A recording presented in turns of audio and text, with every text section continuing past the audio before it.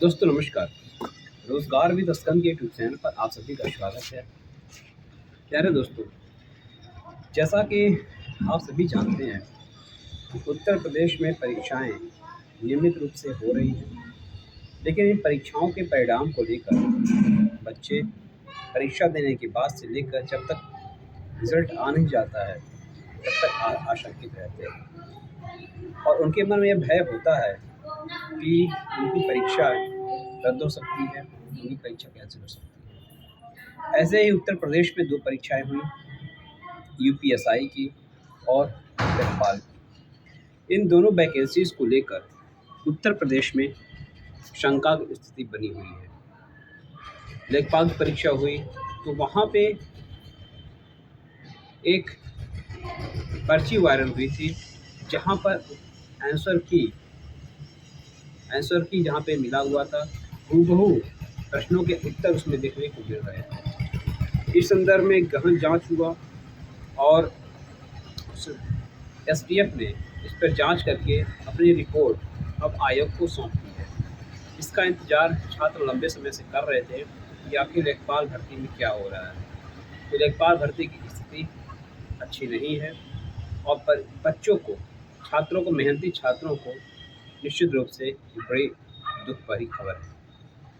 जो बच्चे मेहनत करते हैं, जो बच्चे रात दिन एक करके अपनी परीक्षा के प्रति संलग्न रहते हैं, अपने लक्ष्य के प्रति समर्पित रहते हैं, जब वे इस तरह की स्थिति देखते हैं तो वे निश्चित रूप से बड़े ही परेशान, बड़े ही हताश हो जाते हैं। दोस्तों, इस टॉपिक पे बात करना आवश्यक है कि यह स्थिति कब तक बनी रहेगी। क्या उत्तर प्रदेश का युवा, मेहनत करने वाला युवा, सिर्फ परीक्षाएं देकर घर में आकर बैठ जाए? क्या उसे परिणाम नहीं मिलना चाहिए? क्या उसे समय से सारी चीज़ें नहीं मिलनी चाहिए? आप चुनाव करवाते हैं, चुनाव के परिणाम की तिथि निश्चित होती है। आप चुनाव करवाते हैं और चुनाव के परिणाम की तिथि निश्चित होने के साथ साथ किस दिन सरकार बननी है, किस दिन आपके मुख्यमंत्री बैठेंगे तो निश्चित हो जाता है। लेकिन जब वही अभ्यर्थी, आप एग्ज़ाम कैलेंडर निकालते हैं, एग्ज़ाम कैलेंडर के अकॉर्डिंग जब वो परीक्षा नहीं दे पाता है, अगर परीक्षा हो भी गई तो वह इतना परेशान है कि कभी नकल के फेर में, कभी वायरल के फेर में और कभी पेपर लीक के चक्कर में लड़का हताश, निराश, परेशान हो जाता है। ऐसी स्थिति उत्तर प्रदेश में बन चुकी है कि बच्चे परीक्षा देने के बाद अपने आप को आशंकित महसूस करते हैं कि कब कौन सी परीक्षा पेपर लीक के भेंट चढ़ जाए और कब कौन सी परीक्षा रद्द हो जाए, इसका कुछ कहा नहीं जा सकता। ऐसा ही हो रहा है यूपी लेखपाल और यूपीएसआई में। यूपी लेखपाल की पर्ची को लेकर गहन जांच हुई। करीब 3-4 महीने से विभिन्न गिरोह पकड़े गए। गिरोहों को लेकर जांच हुई और यह बताया गया करीब 15,000 संदिग्ध हैं। यूपी SSSC ने इस पर लीपापोती करनी चाहिए और उसने कहा कि केवल 3,000 ऐसे संदिग्ध मिल रहे हैं।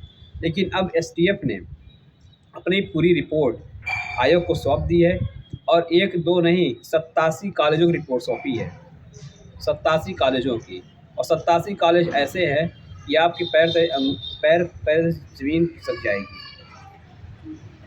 यहाँ तक कि मुख्यमंत्री जी के शहर के 3 विद्यालय हैं, गोरखपुर के 3 विद्यालय, गोरखपुर जनपद के 3 विद्यालय इस कैटेगरी में आए हुए हैं। ये कितनी शर्मनाक बात है। साथ ही उस इलाहाबाद, उस प्रयागराज की भूमि से भी विद्यालयों की संख्या लंबी है। ये वही प्रयागराज है जो कवि चंद्रशेखर आज़ाद की कर्मभूमि हुआ करती थी, जहाँ पर मोतीलाल नेहरू जैसे वरिष्ठ स्वतंत्रता सेनानी एवं न जाने कितने महत्वपूर्ण हस्तियों की कर्मभूमि, जन्मभूमि रही है।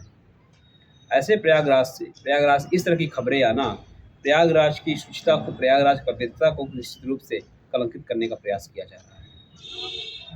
और 87 कॉलेजों से मुझे कहने में कितनी भी